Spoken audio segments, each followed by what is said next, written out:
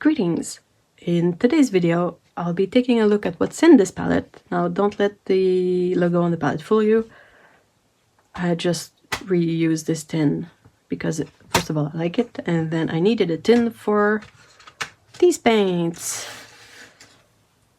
So what are these paints, actually? These are a selection of vintage Rembrandt watercolor pans and tubes. If you saw my video about the Talents vintage palette with the round pans, I got these from Claire Chi as well. Like I said in that video, Claire Chi is a really talented artist and she does beautiful artwork, but she also makes her own handmade sparkly paints that she sells, and at some point she scored a lot of vintage Talents supplies, including these and the set with the round pans. All of these, with the exception of this opened pan here, are from her, and there's a really interesting selection of color in here that covers a lot of the bases.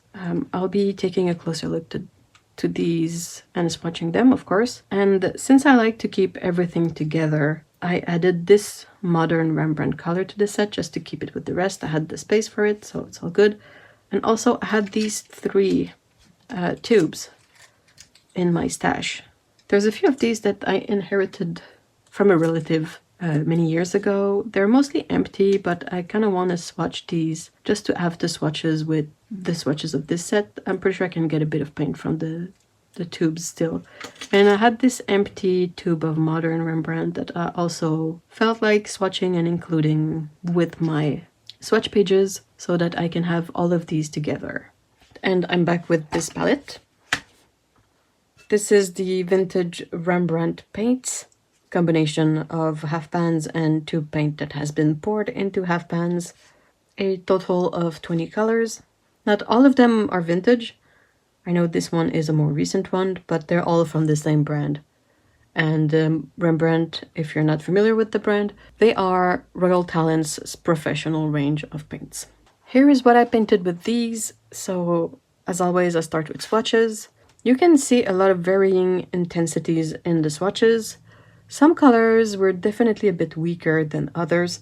Again, I don't really have the pigment information for these, so it's a bit of an unknown, but I can say for sure that the Emerald Green and the Madder Lake Light were a bit weaker in tinting strength.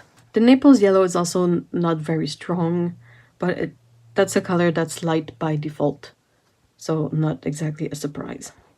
All the other colors, as you can see, are quite strong, quite vibrant. They really deliver a good pigmentation. And as these are vintage colors, the assortment of color is, you know, you get what is there. So that's why I don't really have a blue in this set. You can, however, get a color that is close to blue by mixing something like this violet and perhaps this green, or mixing these two together. You might be able to get something that's a bit more blue than what this is on its own. I kept all the packaging on this little insert here. And I did two little drawings. I did this little insert here and I did this illustration here. The paints worked really well. Doesn't matter that they are quite old.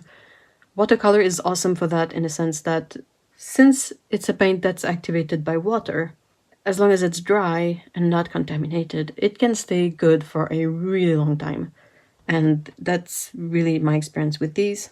I had a really great time painting with these. They worked super well. The colors are so fun and so vibrant. Like from this red to this green, like all of these, that's the colors that I'm really vibing with at the moment.